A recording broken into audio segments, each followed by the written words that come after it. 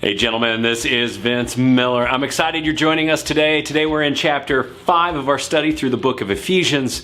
This book has got some excellent content for, well, this present season of life. Today's topic is living right when others live wrong. Now, before we dive in, please do me a favor, hit that subscribe button below so that you can get notified when new videos come out in this series, and you're going to want to get informed, so make sure you hit subscribe right now so that you don't miss out. Also, do me a favor, head over to the website today. That's beresolute.org, beresolute.org, and do a couple of things for me while you're over there. First, sign up for the Men's Daily Devotional. I write one new every day for men just like you, and they are always short, sweet, and to the point, right? Secondly, while you're over there, maybe check out some of our all-in gear, like the hat that I'm wearing right here. Pick it up, wear it, support the mission and the message that we live for here, which is this. It's to live all in for Him who lived all in for us. So grab a shirt and a hat and sport it and share it with others. And if you want, snap a pic. Share it with me over on Facebook or Instagram or wherever you socially gather today. I would greatly appreciate that. And well, with that, let's dive into our lesson today. Ephesians 5, living right when others live wrong.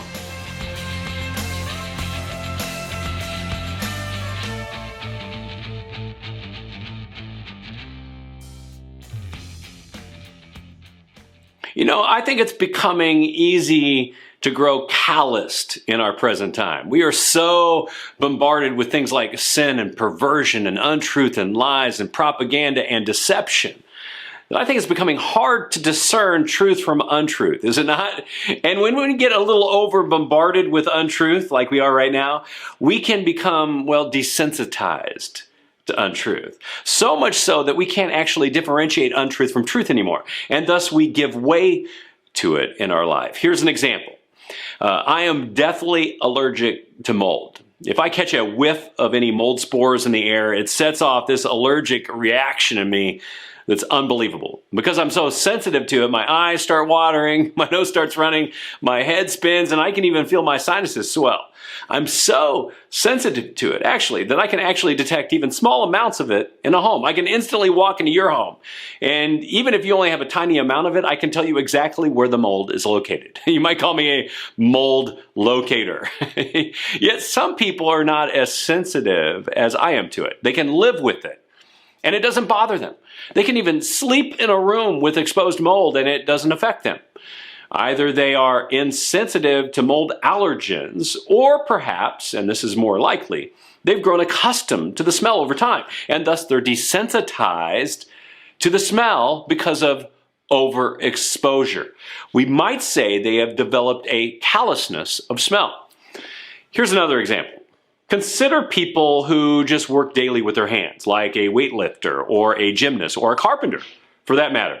Over time, they develop hard areas on their hands that become calloused to feeling. And this happens due to overexposure to gripping tools and bars, right? In fact, overexposure to anything can result in a callus. This can happen with things like smell and touch, but also in our emotional life. For example, we might say a person who is insensitive to feeling emotions has a calloused attitude. And this is usually the result of emotional scars that are keeping them from feeling the way that others feel. Thus, I hope you're learning today that overexposure leads to desensitization that results in calluses, which are not a good thing. They can become hard places that need to be addressed, if not removed. So I have a friend who at one time was a trainer, a physical trainer for the Minnesota Twins baseball team. And as a trainer, he spent the training season with them down in Florida each year. And one of the many players that he worked with were actually pitchers. During spring training, he said that there would be several first-time pitchers, right, who were new to the league that would see him after practice. And he would remove the calluses from their hands. Pitchers notoriously develop calluses on the 3 fingers that they use for holding the ball, the index finger, the middle finger, and the thumb. So this trainer would grab their throwing hand, take a scalpel, and instruct them to hold still. And he would take his scalpel and carefully shave off a few layers of each of those 3 fingers. He said new players who have never had it done are a little timid to have a scalpel taken to their also important throwing hand, but there's a reason that he does it. It's so that pitchers can feel the ball, because insensitivity to the touch of the ball results in over-gripping and thus poorly thrown balls. And thus we learn that calluses can be detrimental and need to be removed. Well, in the same way, Paul in this chapter reveals that we develop calluses. Not a callus to like a smell or a touch or an emotional feeling, but a callousness to spiritual truth and obedience. Ones that result from overexposure to a world that lives in disobedience and sin. And the best part is, he's going to show us 3 things that we can do to live right in a world that lives wrong. First, we got to limit exposure to ungodly calluses. In a world that is full of sin and disobedience, we must limit exposure to ungodly calluses. I want you to listen to Paul today. In chapter 5, here's a few verses for you. Here's what he says. He says, "But sexual immorality and impurity or covetousness must not even be named among you, as it is proper among the saints. Let there be no filthiness, nor foolish talk, nor crude joking, which are out of place, but instead let there be thanksgiving. For you may be sure of this, that everyone who is sexually immoral, impure, or who is covetous, that is, an idolater, has no inheritance in the kingdom of Christ and God. Let no one deceive you with empty words, for because of these things the wrath of God comes upon the sons of disobedience. Therefore, do not become partners with them." Now, Paul has a strong list here, just like he has in other letters he's written. He calls out things like sexual promiscuity, coveting, foolish talk, crude joking, and deceptive words. And what he's doing is he's pointing out behaviors that are widely accepted and practiced by the world. But while the world may consider them acceptable, they are not for the spiritual man. And his concern is the callousness and insensitivities we may develop through exposure and even overexposure, right? For he knows what we all know, and that is that our exposure can result in callousness to the point that we become partners with them, he says. We all know this to be true. We know that bad company corrupts good morals. This is a fact. But here's the issue. We think that people who live or act like the world are not going to have an impact on us. We believe that we're impervious to their influence. We believe that their thinking, their attitudes, and their actions are going to have no effect on us. And to some degree, we can remain sensitive to ungodly talk and action as long as we enter into those exchanges cognitively aware that we do not think, act, and feel the same. That the world's norms are not our norms. But, at some point, after repeated exposure to ungodly activity, it will have an effect on us. We will eventually allow their norms to become ours. It's at this point we have traded what is biblically acceptable for what is socially acceptable. For example, when a teenager says something like, "But all my friends are doing it," right? Have you heard that before? What they're signaling is a desire for social acceptance based on social norms. After continued exposure, right, to these social norms, they have now decided that what their friends is doing is perfectly acceptable, regardless of what their parent or parents might say. However, if we're the parent, we know that just because their social norms may appear acceptable, that there are certain consequences from engaging in those activities that might have intended or unintended consequences in their life. There might even be irreversible consequences. And like any good parent, we must make a preventative decision for them. And Paul is doing the same for us here as a parent in the faith. You know, as I've gotten older, I've come to discover that there are certain things that I will no longer do. I have a number of basic rules. They are based on this text, actually. I don't swear. I don't tell dirty jokes. I don't dwell on sexually immoral things. In fact, I might be a little proud that my kids and my wife have never heard me do or act on any of these 3 things. These 3 rules are present here. But these simple rules have helped me to guard against the calluses that actually could be raised in my life, right? My sensitivity to ungodly behavior when I'm in its presence. So therefore, these rules are keeping me sensitive to the things of God. Second, live exposed and sensitive to God. As we live in a world full of sin and disobedience, we must live exposed and sensitive to God. Listen to what Paul says in the middle of chapter 5. It's great. For at one time you were darkness, but now you are light in the Lord. Walk as children of light, for the fruit of the light is found in all that is good and right and true, and try to discern what is pleasing to the Lord. Take no part in the unfruitful works of darkness, but instead expose them. For it is shameful even to speak of the things that they do in secret. But when anything is exposed by the light, it becomes visible.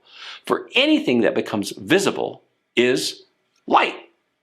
Now, I don't know if you notice it here, but the language is powerful. Paul clarifies that we have a new level of sensitivity to the things of God. And that at one time there was darkness. In fact, we were that darkness. Unfruitful works, secret deeds, but those have been exposed. Those insensitivities are now, well, they're shaved off and exposed and removed. We feel, we think, and we see differently, and thus we act not shameful, but shame-free. I think this is what many people misunderstand about the spiritual life. Many incorrectly believe that freedom is doing what we want, or what the world decides is socially acceptable or normal. But true freedom is living under the rule and reign of God. It's being obedient and living and thinking and acting in a way that's becoming of our true nature and of God's design. When we submit to this idea, to this rule and the ruler, who is clearly God, there's real freedom. Freedom from shame, freedom from exposure, freedom from darkness, because now all things are visible, right? Third, take proactive godly action. Take proactive godly action. As we live in a world full of sin, we must take proactive godly action. Now listen to what Paul says in the latter part of Ephesians chapter 5. He says this: as we live in a world full of sin, we should look carefully then how you walk, not as unwise, but as wise, making the best use of the time because the days are evil. Therefore, do not be foolish, but understand what the will of the Lord is. And do not get drunk with wine, for that is debauchery, but be filled with the Spirit, addressing one another in psalms, hymns, and spiritual songs, singing and making melody to the Lord with your heart, giving thanks always and for everything to God the Father in the name of our Lord Jesus Christ. Now, I like this part here because Paul gives us a practical checklist of things that we can actually do. He says, check your action. Wisely invest your time. Pursue God's will, right? Be sensitive to the Spirit. Address each other soulfully and be thankful in relationships. And I love that Paul tells us what to do. And here's why I think this is so important. Too often we tell people what they shouldn't do spiritually, but we fail to tell them what they should do spiritually. Sometimes only saying stop is simply just not enough. For example, when our child runs into a busy street, we should yell stop at them loudly to help them avoid that impending danger. At the same time, we should also tell our child where they're free to run, right? Like in the yard, and why this is a safe place to run instead of running into the street. So Paul has already told us some things that we should actually stop doing, behaviors that are bad. But here in the last part of this chapter, he tells us some things to start. And I think the most important thing that he says here is this. He says, understand what the will of the Lord is. Understand what the will of the Lord is. You know, in simple language, he's saying, be obedient to God each day because that's God's will. Did you catch that? If you ever want to know what God's will is, it's this. Be obedient to Him. And if you're doing this each day and you're pursuing His will, right?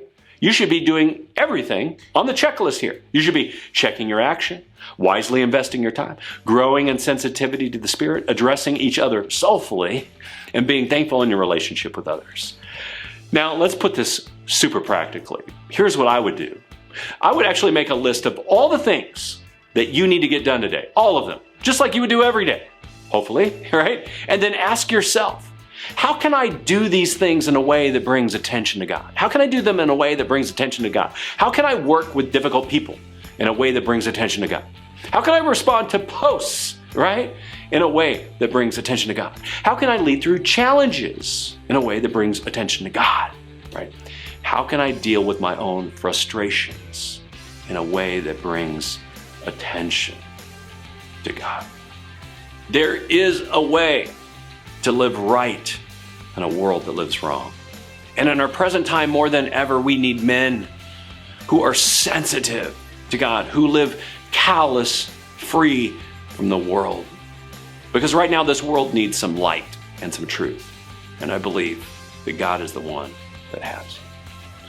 Well, guys, thank you for joining us again this week. Hit that subscribe button right now below so you can follow along in our last chapter of the book of Ephesians. And with that, guys, as always, be, live, and act resolute.